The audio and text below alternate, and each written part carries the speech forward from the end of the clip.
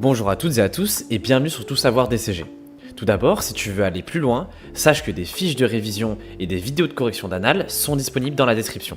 Allez, on attaque tout de suite le sujet du jour. Aujourd'hui, on va commencer le premier chapitre du programme de management consacré aux organisations dans l'environnement actuel. C'est un chapitre fondamental parce qu'il va poser toutes les bases du cours. Qu'est-ce que c'est qu'une organisation, comment est-ce qu'elle fonctionne et dans quel environnement elle évolue. Alors c'est parti, on commence maintenant.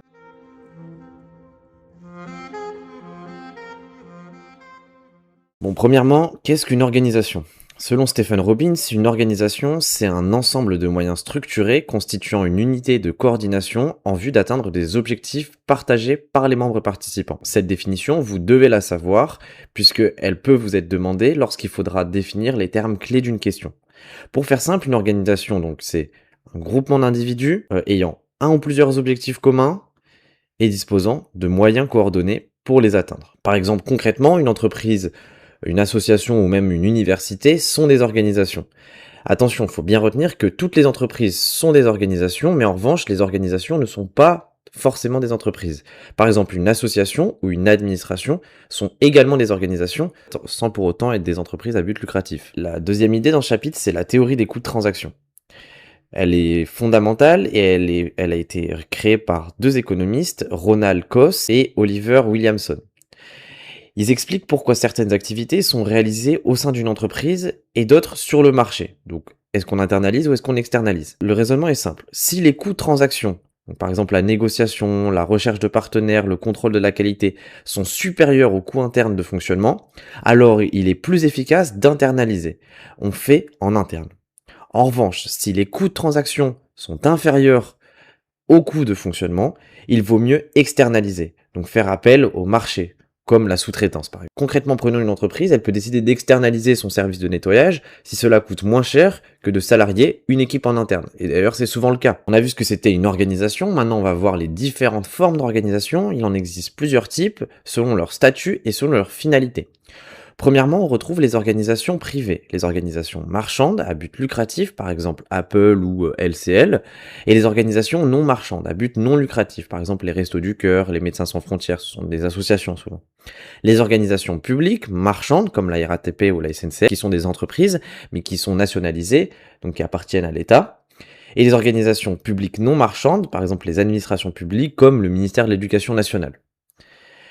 Il y a certains cas particuliers, l'économie sociale et solidaire. Elle regroupe les associations, les fondations, les mutuelles et coopératives dont le but principal est l'utilité sociale plutôt que le profit. Donc on a vu qu'une entreprise, c'est forcément une organisation, mais plus précisément, une entreprise, c'est une organisation marchande qui produit des biens ou des services dans le but de réaliser un profit.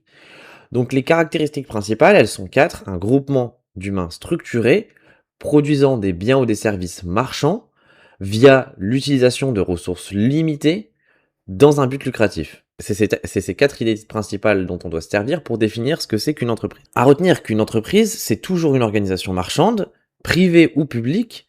Par contre, ce n'est pas le cas de toutes les organisations, comme on l'a dit précédemment. La distinction entre la finalité, le but et l'objectif. Pour faire simple, la finalité, c'est la raison d'être de l'entreprise, c'est sa mission permanente. D'ailleurs, depuis la loi Pacte en 2019, une entreprise peut inscrire sa raison d'être dans ses statuts, comme Bonduelle l'a fait. Le but, c'est ce que l'organisation cherche à atteindre de façon très globale.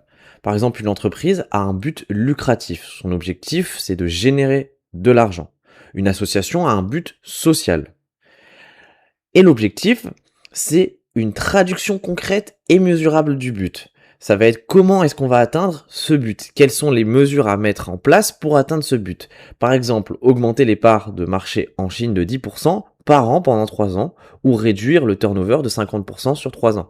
Donc ça, ce sont des objectifs clairs et surtout quantitatifs. Les objectifs des entreprises. Les entreprises poursuivent plusieurs types d'objectifs. Des objectifs économiques, donc tels que le CA, les objectifs financiers, les bénéfices, les objectifs sociaux, le bien-être des salariés, égalité homme-femme, fidélisation, et les objectifs sociétaux, notamment au niveau de l'environnement. Par exemple, Danone cherche à combiner la performance économique et un impact social positif. Les principales ressources dont disposent les organisations pour atteindre leurs objectifs, justement.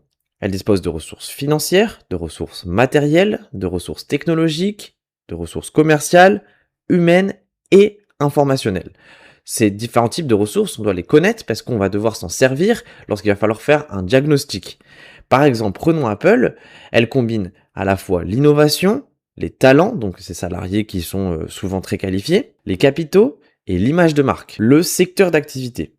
L'économie, elle est divisée en 3 grands secteurs d'activité. Normalement, vous l'avez déjà vu en économie. Le secteur primaire, avec l'extraction et l'agriculture. Le secteur secondaire, l'industrie, la transformation. Et le secteur tertiaire, les services.